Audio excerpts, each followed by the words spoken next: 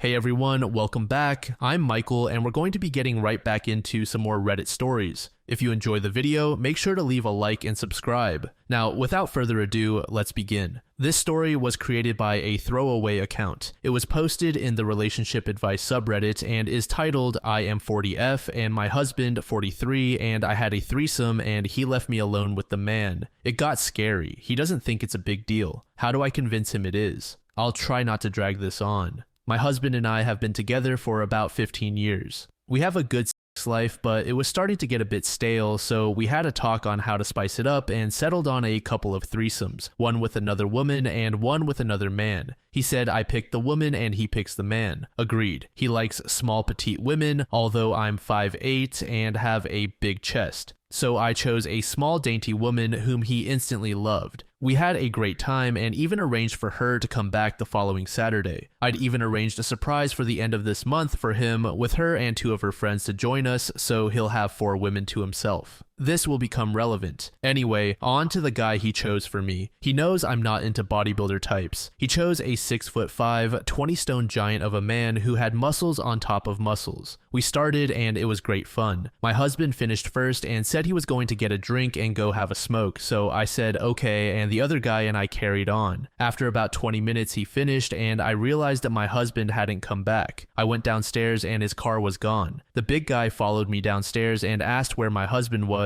and I said I didn't know. He grabbed me and said, "That means we can go again," and started trying to kiss me. I said no, the moment's gone. He literally picked me up and carried me upstairs. I was like a rag doll to him. I said no again when we got to the top of the stairs and he was laughing and telling me how much I loved it and he knew I wanted more. This carried on for about 5 minutes and I was scared. He was big and strong and I knew I couldn't fight him off. He said my husband promised him a night of and he'd only had an hour, so he wanted more. I said no and asked him to leave. He then said he'd leave, but only if I performed a certain act first. I said no. This conversation went back and forth for a few minutes, and he started walking towards me. I got scared and agreed to do something if we could do it downstairs, and he left afterwards. He said yes. Once he left, I tried calling my husband, but he wouldn't answer me. I rang his friends and family, but none of them answered. I sat up all night scared, and eventually he came home at 6 a.m. I went off on him and told him what had happened and asked where he went. He said he got some post-nut clarity and left before he ruined anything. I said some choice words about him and how he left me alone with a man who could snap me like a twig, and then I told him what the man made me do before he left. He just said, "Well, you'd already done everything with him, why not just do it again?"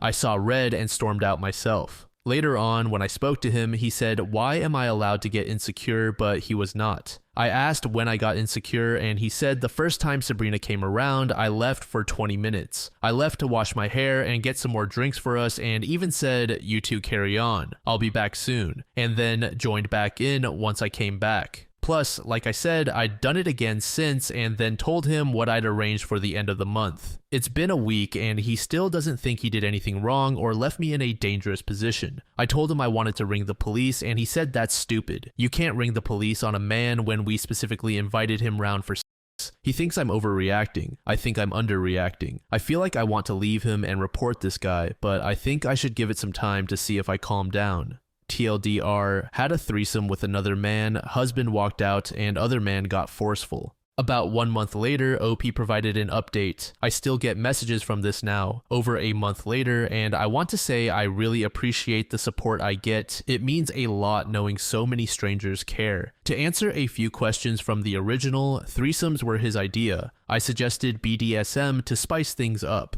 We had quite a few MFM threesomes with his friends in the first couple of years, which he never had a problem with or walked away from. After we had the 2 threesomes with Sabrina, I told him if he didn't want to have an MFM, I was fine with that and was more than happy having regular ones with Sabrina. He said no, he wants an MFM. Another question I got was why it was okay to leave him alone with her, but not for him to leave me alone with the man. I left him alone for 10 minutes while I went to wash something out of my hair in our ensuite bathroom with a woman who was 4'11". He drove away from our house and left me alone for 8 hours to fend for myself against a man who was 7 inches taller than me and I'd guess 10 stone heavier than me. Was he with Sabrina when he left me alone? No, he wasn't. He had no contact details for her Or did he plan to leave me alone, and was it a setup? I have no evidence of this, and it wasn't even something I thought of before I made my last post, but I honestly believe now it was a setup and he told the guy that I'd be up for a night of sex. Another thing that came to me a few days after my post as well was that the other guy said he had to be at work at 6 a.m. and would be tired on no sleep. That kind of confirms that he was planning on having no sleep due to a night of sex.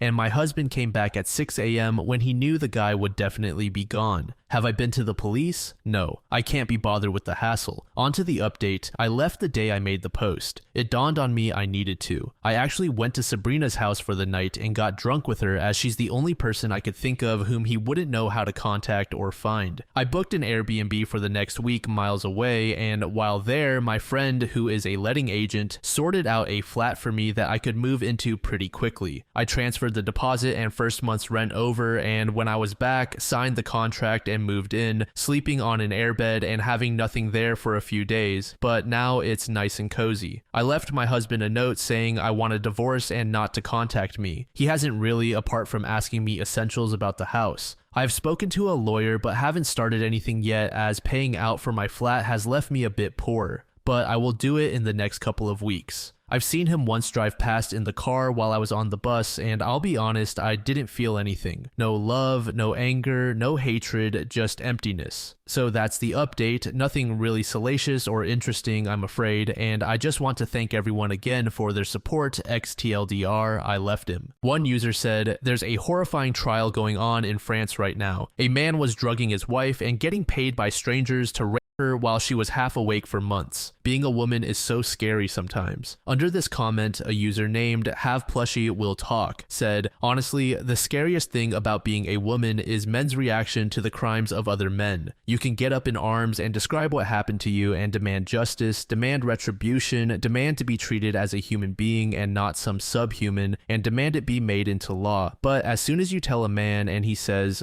'Doesn't sound that bad to me,' or 'John, he'd never,' or 'Yeah, but you were leading him on and he's a nice guy, I'm sure he didn't mean it,' or 'Where's your proof?'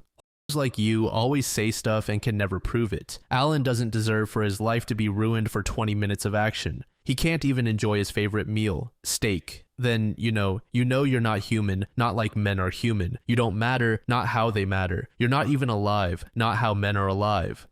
Brock Turner, the who goes by Brock Turner, and his father, who said that last bit about 20 minutes of action ruining his son's whole life, and how sad it was he couldn't enjoy a steak. User 13 Surgeries said, "I'll have nightmares from reading this. What a twisted, evil thing the STBX husband did. I wish there were some way to arrest him for pimping. I don't think that's the right term because he wasn't sharing the profit with the OP. He took all of the money and didn't tell her he was charging. The OP would have wasted her time going to the police because Bluto would have claimed it was consensual sex.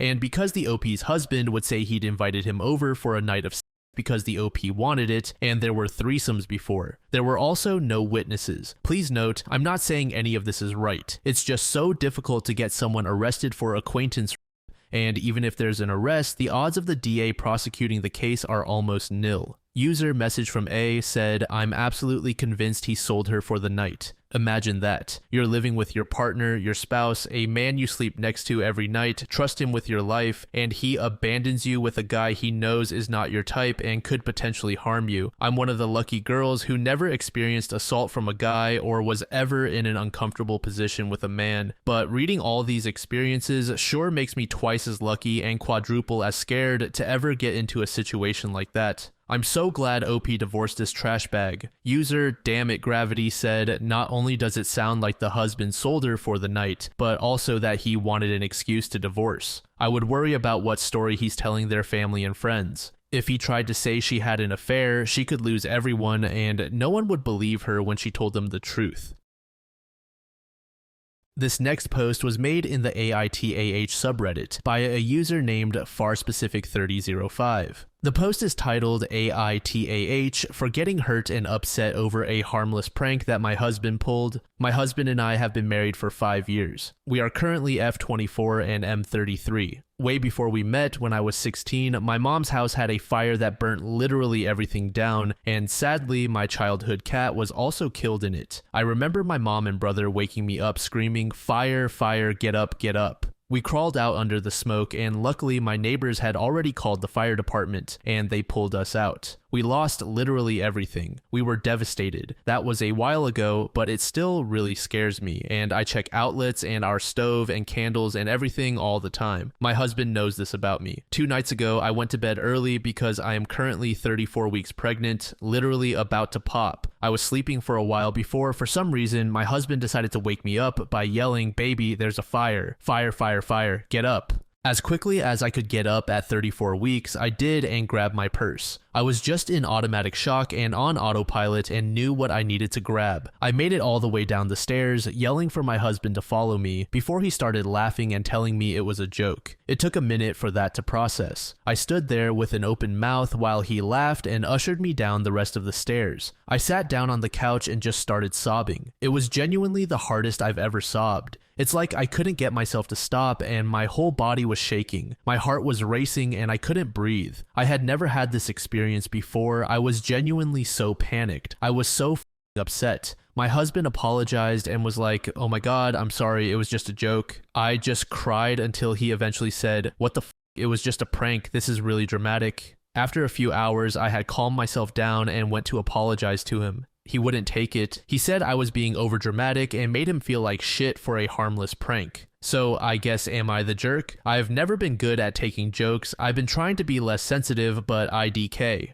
In OP's update, she said, "A month ago, I posted my first post, which is still up on my account. I was terrified, hurt, and confused, and the comments really helped me sort through everything going on. A week later, I went into preterm labor and gave birth to my baby at 35 weeks. A week after that, my husband beat me unconscious when he caught me Googling the signs of an abusive marriage after he coerced me into a week postpartum. Today, I filed for divorce and secured a restraining order against him. My husband will never lay a hand on me or my baby ever again. I cannot confidently say that I would have made that decision without the help of my original post. So thank you so very much. I think maybe people do not realize how much you can help a stranger on the internet, but you can. And all of you did. I will be the woman who leaves after the first time. I will be the best mother I can be, and that starts with leaving him. Thank you." User AstraZigniferi said, "I'd say that escalated quickly, but it really didn't. It proceeded exactly along the expected path. OP just hadn't linked all the hundreds of small shitty relationship moments into a larger indictment of his character until it was too late. I'm glad she's alive. I hope she and her child are truly able to escape him. Too often partners like this are granted visitation and custody rights and are able to abuse their victim through their child for decades." User TV Maniac 5 said, "For me, the biggest red flag was how quickly she forgot her anger and sadness and started feeling responsible for hurting his feelings with her response, even feeling like she had to apologize. This kind of sudden 180 screams of long-term conditioning. This is definitely not the first time something like that has happened." User Clueless Bobcat said, "I don't understand why men want to have sex immediately after birth. It's literally a gaping hole down there with a flood of blood. Why the f would you want that? If I were a man, I wouldn't want blood on my dick, especially with that kind of volume. I still feel weird a year after birth, to be honest. Even without forcing it, sometimes hurts even when you're aroused. Forced sex is even more painful. Forced sex after your hole is ripped and then sewn shut? Absolute f***ing monster." This next post was made in the same subreddit by a user named OnlyWasabi7243. The post is titled AITAH for telling my dad to cherish his other son because he's the only one he has left. I made this account a few days ago and debated on actually posting about this because it's stupid, but here I am. I'm a 17-year-old male and I'm graduating high school this year. My parents divorced when I was just shy of 2 years old, long time ago. Dad remarried, mom remarried, then divorced again, she's single. Dad had another son with his wife. His other son is 14. My entire life, his other son has taken more importance. I was told I'm the older brother, so I should be stronger and not make a big deal out of it. I was 9 years old, standing looking out the window waiting for my dad to show up, just for him to call my mom to tell me he can't make it because his other son has a dentist appointment and he's freaking out. It was literally just a checkup. Yeah, sure, understandable. Let me just go myself, stupid things like that. He ditched my sports games for random reasons, not even just because of my brother. He didn't come to my talent show when I was 15 because he didn't want to. That's it. Didn't want to. No plans, nothing he had to be at. Just didn't want to. I spent months learning guitar and a song to play for him since he loves guitar and that song. Oh well, let me go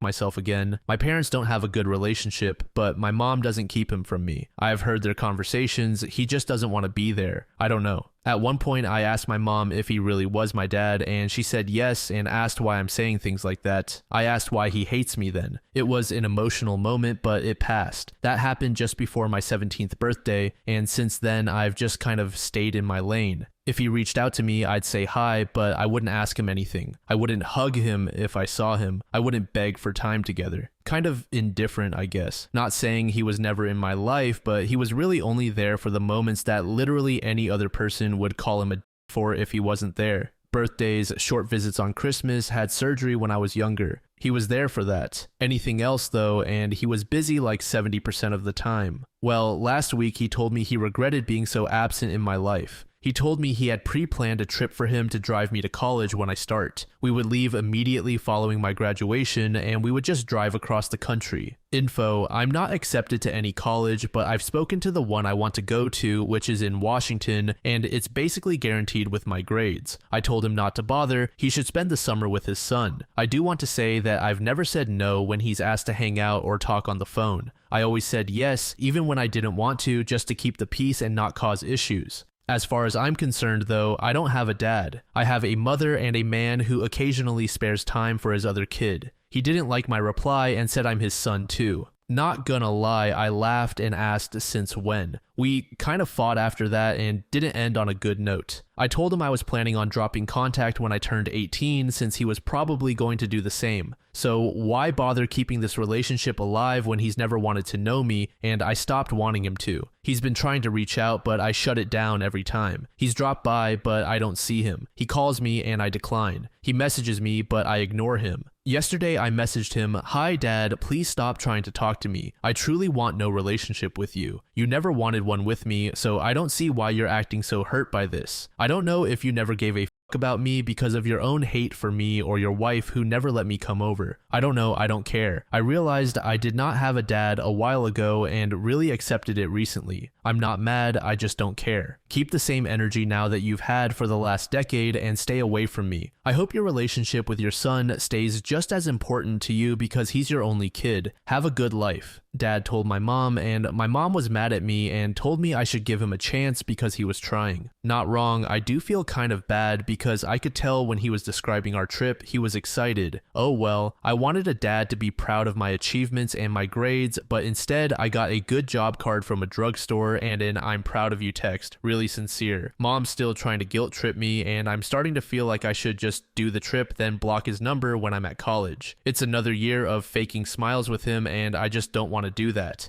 It would be easier though. I don't know. Am I a jerk for all this? User Lux Rothchop said, "You're not any kind of jerk. In fact, you're giving your dad exactly what he wanted all along. A son who doesn't talk too much, who stands on his own 2 feet, and who doesn't expect much from his dad. That's what he created. If you want something different, you both need to agree. It's not up to him to decide you'll be a happy family now." User OK Lead 7443 said, "NTA, not even close. I would probably do the same thing. He was an absent shit father. He doesn't get to decide to have a relationship with you now. You don't owe him anything. Protect your peace. Maybe someday you'll choose to forgive, maybe not. But it's your choice, not his." User Jellico Alpha said, "NTA. Odds are his friends or co-workers are talking about taking their kids to college, the moving, the road trips, etc., which is why he planned the road trip to help you move without even talking to you about it. It wasn't about you. It was about him being able to post photos on social media and brag to his buddies about how cool of a dad he is. Or maybe his 14-year-old son has officially entered the everything my parents do embarrasses me phase, and so you are a consolation prize. Or maybe he has finally seen the light of day and realized he's been a shitty father. You never know.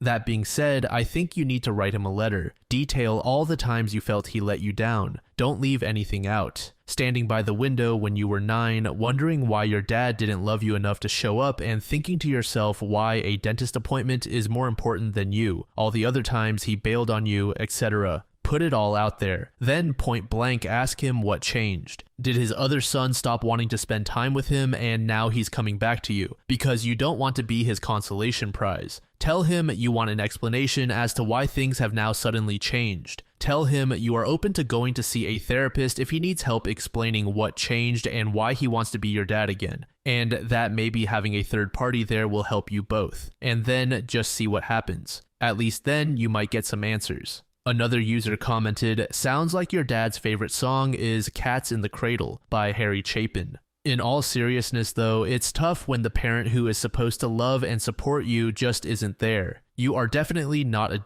for standing your ground and setting boundaries. Don't let anyone guilt trip you into a relationship that you don't want. Focus on yourself and build relationships with people who actually value and care for you.